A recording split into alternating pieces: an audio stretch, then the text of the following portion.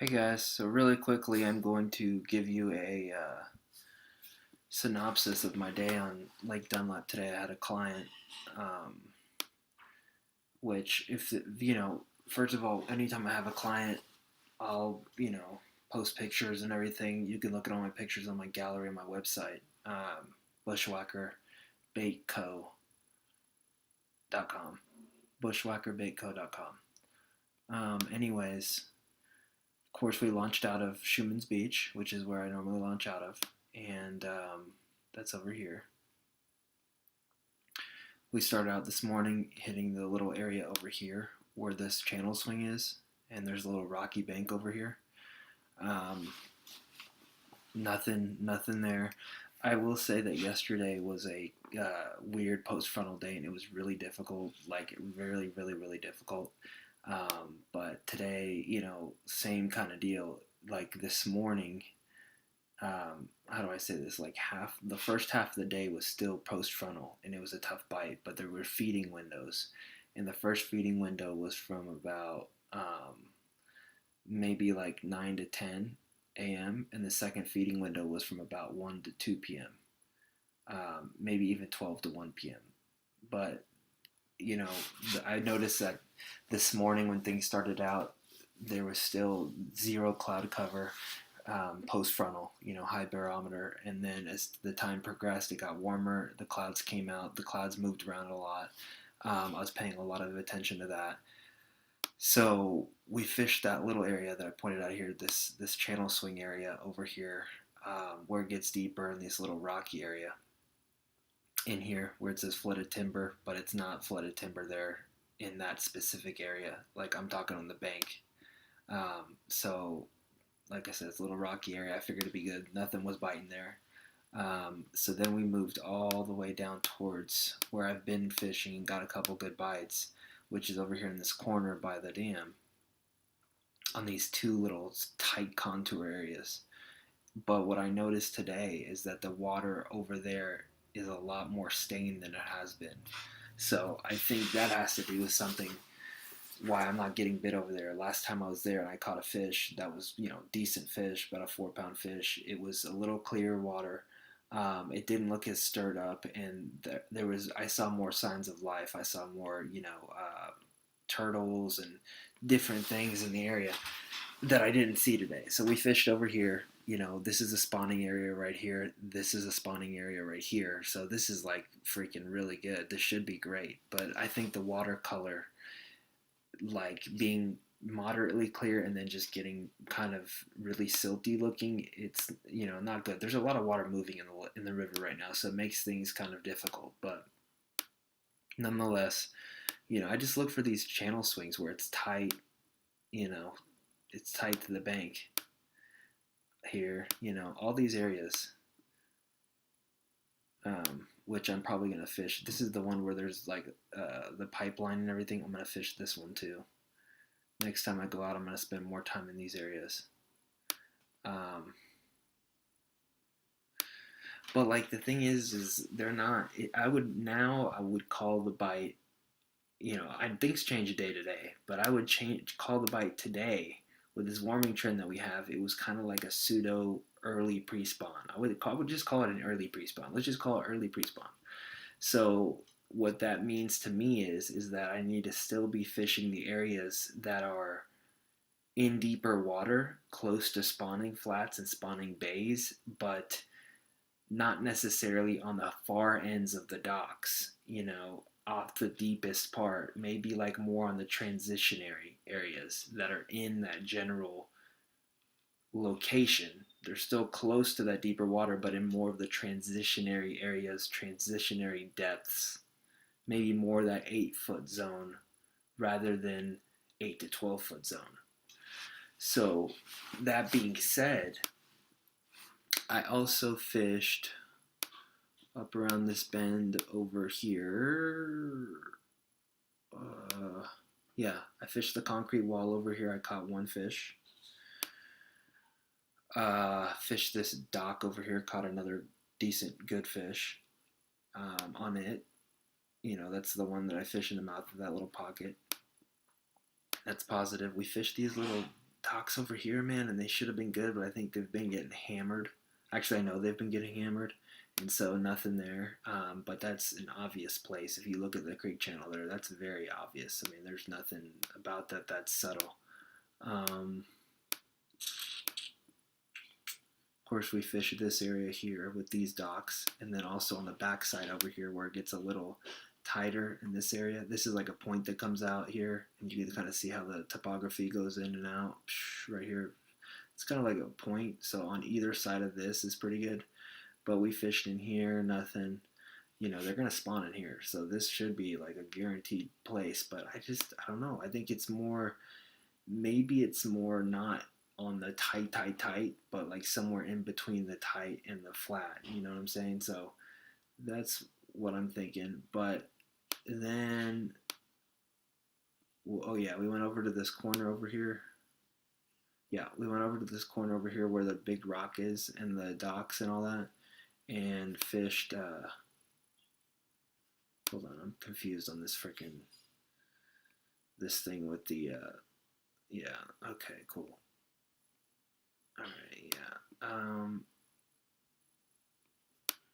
Okay. Yeah. That's the big channel bend. Yeah. Okay. So we fished over here on this outside bend down here, and there's a bunch of docks over here in deeper water. But there's also like the big boulder that everybody fishes that's out there near the dock that extends out in the channel. Fished that and throwing a drop shot. Caught a couple fish doing that in the morning early. That was that first bite window from about 9 to 10 a.m. And then we moved up. We fished this whole stretch of long docks around this corner, like right in here. Mainly just, I need to get a mouse, guys. This is not appropriate. These first docks right in here, boom, boom, boom, along this part right here. It flattens out for a little bit here, and that's what I don't like. But then it gets deep again over here, boom. So this is the other spawning area. See how it kind of makes a little bay back there? So I fished, of course, the docks up here. On the way in, like in this area, kind of, not on the flat, but not on the super deep, but on the way in, caught a couple fish, you know, got a few bites and stuff, got some fish. Nothing on the deep outside bend over here that I normally, you know, but it's hit and miss though, and it's hard to say exactly how productive things are because things are getting hammered. I mean, they're absolutely getting hammered. So, you know, it's hard to say. I will say that the key fish that we caught today were still proximal to those channel swings. They may not have been on the very far outside of the dock, but they were proximal to that area. They were in a nearby. It was like they were thinking about spawning. They were thinking hard about it. So with this warming trend, and then of course it'll get super cold, and they may back off a little bit, and they may come back in, back off, come back in, and it just depends on the moon phase and all that. But then we drove up here, all the way up here, kind of past this shallow pocket into the little deep spot that I like, where the seawalls are, and there's some bushes, like some brushes that are in this general vicinity that you won't even know about unless you side image it, because like there's docks up here. Sorry, not docks. There's like seawalls over here that stick out a good ways, that hold fish and that people fish and they know about. But with the straight sections of seawall where it gets tight here in this contour break, they have bushes in there. People have put bushes on it. So this could be like really dynamite. I need to side image it, and I need to look at it when I'm free and just see what bushes are there and figure them out, or just throw crankbaits, you know, just stuff, search baits, stuff to figure out where they're at. But this little area here should be absolutely on fire right now because it's in that good depth zone. It's transitionary. It's fairly near the bank. There's a seawalls. There's different breaks and rock jet outs and things going on. It should be prime. So we fished that. Like I said, he had one decent one on that was stripping drag, and it, you know, just didn't. He couldn't capitalize on the bite, which is fine. It's cool. Happens to all of us. So then I went back. I didn't really go up the river like super up, you know, towards the bridge or anything. I went back out because we were like, oh my God, what are we gonna do? The bite wasn't on, and we went all the way back over here. This is the corner, and then over here. Yeah, in this section here, right here, this outside creek channel bend. See how it gets dark here, here, and here? These areas here were on fire. But there's nothing about these areas that's unique from the other areas, really, in my opinion. It's all the same situation with the deep water close to the shallow, and but the difference is that maybe this area hasn't got a ton of pressure. I don't know. Maybe it's just the time of day. Maybe if I would have been in any of those spots at that time of day, it would have been going well, because I know those spots have fish on them. It could just be the bite window. We were there at the right bite window. But anyways, yeah, I look where the channel touches. That is so key. I didn't realize like how super important that is, early on. I mean, the last, 10 years I've been really, really, really, really studying my maps and everything, and I know now, hey, but if I would have known that early, it would have saved me a lot of frustration, you know.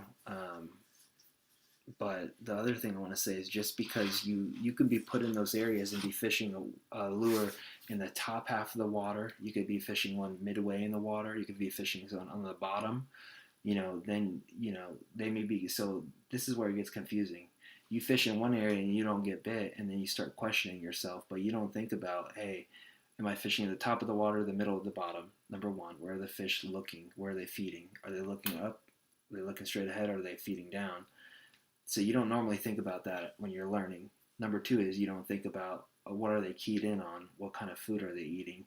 Are they eating crawfish, perch, like river minnows? What is it that they're keyed in on? So, it takes a lot. You have to have the right spot, the right presentation, the right action with the presentation. You could be fishing on the bottom, but moving way too fast. You could be fishing on the top and be fishing too slow. There's just so many variables. So, once again, it's the spot with the contours, it's the depth at which you're fishing the lure, it's the speed of the retrieve at that depth, it's the matching of the forage that they're keyed in on, all of those things. So that's what makes it hard for people who don't know. It's actually like kind of a game, because that's, you can take someone, and you, like, my client can go back to my spot, and it could be a different day, it could be a different setup, the fish could be acting differently, and he's like, oh my gosh, why aren't they biting?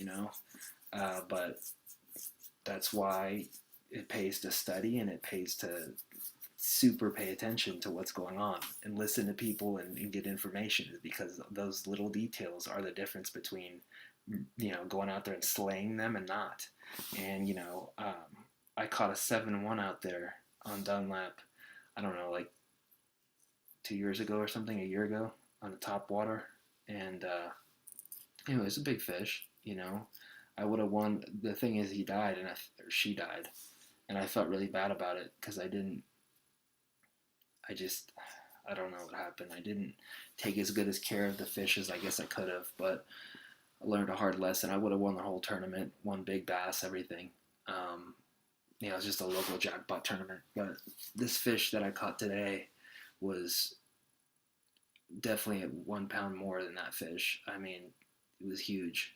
And, then we caught some other really good ones. He caught some good ones, and all my pictures are on my website. You can go look. It's not a secret.